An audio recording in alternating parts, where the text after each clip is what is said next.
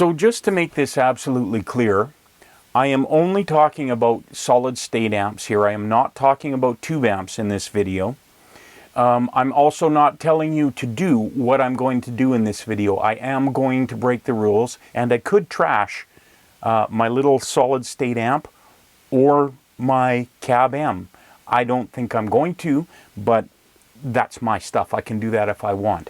I'm not telling any of you to do this. I'm not telling you to run your gear without a speaker cabinet or do anything that the manufacturer does not recommend. How they tell you to use your gear is the method you should follow. So this is just for information, you know, just for grins to see what happens. Hey, it's Jag. For this week's Midweek Musing, I'm in the studio. I'm a big fan of the Two Notes Cab M, the Captor 8. As a matter of fact, our most recent One Soul Thrust album, Slaves to the Sky, Masters to the Mess, was recorded without using any mics on my guitar cabinets. It was all through my vintage high watt, which is over behind me, and at that time I only had my Captor 8, so we went in direct to Logic, and then we were able to adjust the cabs using the Wall of Sound plugin to whatever we liked. What was really nice about that was we didn't have to commit to the cab settings as we were laying it down. We were able to play around with it a little bit after we had finished recording the tracks. This week's This Week Musing, I'm calling it, Can I Do That with My Cab M? So I was on one of the forums the other day, and somebody was having some problems getting signal through the Cab M out of their orange micro dark. One of the things somebody wondered was because he was running it without a speaker, could that have damaged the Cab M or the micro dark? The micro dark is a hybrid amplifier. It has a tube preamp section and a solid state power amp section. Solid state amps are different than tube amps. I am not talking about tubes. So of course, if the manufacturer says never run it without a speaker cabinet, don't. That being said, solid state amps don't require a load in the same way that a tube amp requires a load. The most dangerous thing for a solid state amp would be to run into a direct short. So you don't want to go lower in impedance on your speaker cabinet than the manufacturer recommends. I believe the micro dark recommends don't go less than an 8 ohm cabinet. So you would want to make sure you're running at least an 8 ohm cabinet, but it's probably not going to kill it, at least, you know, in a short term if you've forgotten to plug a speaker in.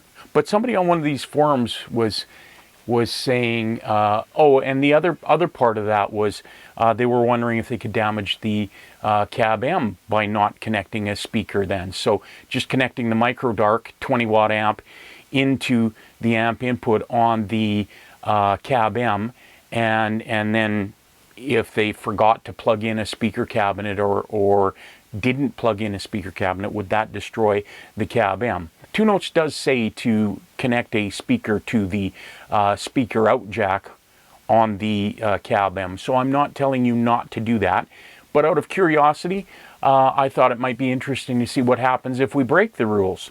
And it's my Cab M, and I am totally aware that if I blow it up, it's my fault, and I will get another one. One of the things somebody said was that by running without a speaker plugged into the Cab M, you have the micro dark, a 20 watt amp, you potentially are pushing 20 watts into that poor little unit. The thing is, the Cab M has a pad switch on it. It has a -24 pad. That is there for very large signals. I don't think you're going to be clipping the input or output by even running a cranked 20 watt amp into that without a speaker load. Again, I'm not saying that you should do this, but I'm going to do it out of curiosity. So I don't have an orange micro dark. What I do have is a very old Roland Cube 40 amp that used to be orange, so maybe that kind of counts. Anyway, it's a 40 watt output, and it's been sort of my little tester, a kind of little beater amp. I use it for all kinds of things. I've never done anything that could kill this thing. It will go through anything. The only thing that has ever died in this was the speaker, and that's because I had it out on a shelf, and the speaker from the cabinet itself fell off the shelf, and that's what killed that speaker. Anyway, here is my cab amp connected to my very old Roland Cube 40. This is probably from 1979, 1980, somewhere around there. If you look at the controls, I have deliberately set the volume, the preamp volume, on full, 10. I've set the master volume on 10, and I'm plugged into the overdrive input. So we are putting as much signal into this poor little cab amp as we can. So when I start playing this, obviously, the signal will have some distortion. That will be basically from the preamp of this little amplifier. You will see, I'm screen recording, that it's not going to be clipping any of the inputs or outputs anywhere.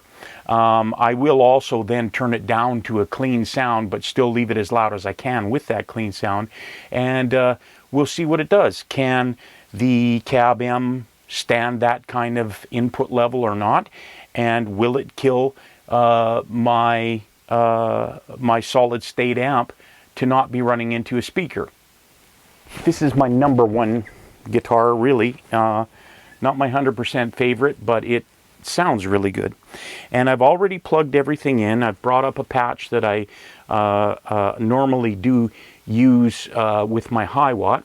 Over here on the screen, I can just show you what's on there. It's a G12M greenback. It's the Celestion Dyne IRRs, four 2 notes. I have a little bit of EQ, just very gentle on here. A little bit of the reverb. I'm also using a little bit of the spring reverb from the Cube 40, and all the other effects, the preamp, power amp, the enhancer, the gate, all of that is turned off, and you can see what my mic choices and placements and settings are. Let's just start. I've got this guitar turned on. It's on the neck pickup, and I'll just do a few little hits on a chord here, and you'll be able to see the meters, the input level and output level, and you can see that they're not clipping. They are going into the yellow. So again, you can hear there's distortion.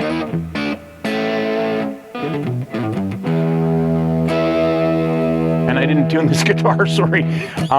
But you can hear there's preamp distortion there. It's not super ugly. It is solid state distortion, so whatever. But you can see that it's not clipping. Even if we look at the input for my Audient ID44, we're not clipping. We're nowhere near clipping. We're at just getting to 0 dB on the meter. So we aren't clipping anything anywhere, and we are pushing this amp full volume into that cab amp. So no, it's handling it just fine. Again, I'm not saying you should do this, but I haven't killed it.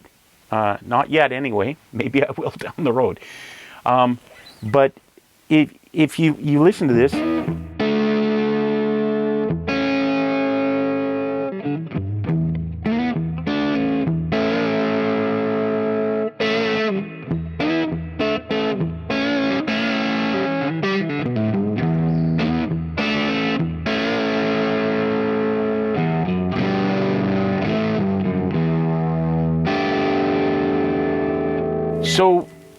so actually a usable tone. I'm kind of digging that, you know.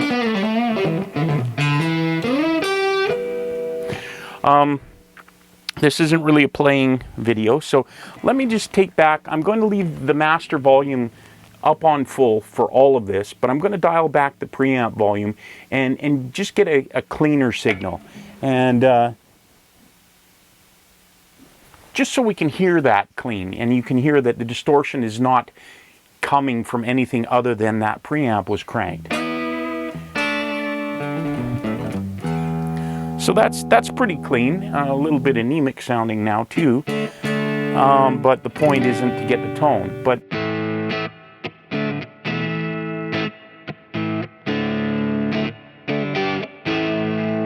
it's clean. This is not struggling at all. with this signal level. The amp is working. There is no speaker plugged in anywhere. I am just going straight out the 8 ohm extension speaker jack of this Cube 40 straight into my 2 notes cab M, and I'm taking the DI line into my interface. There is no speaker anywhere, and I'm cranked. This amp, even though it's a little 40 watt solid state amp, would be ear bleeding loud even on this clean setting if I had the speaker plugged in. So what would happen if I do that to my cab M? Probably nothing. Again, I'm not telling you to do this, but out of curiosity, I just wanted to see what would happen. So thanks today for watching. And like and subscribe. If you found this entertaining or interesting or informative, enjoyable in any way, smash that like button down there. That helps me a lot. It doesn't cost you anything. Check out my band One Soul Thrust. The links are down there in the description. Thanks for watching, and we'll see you again.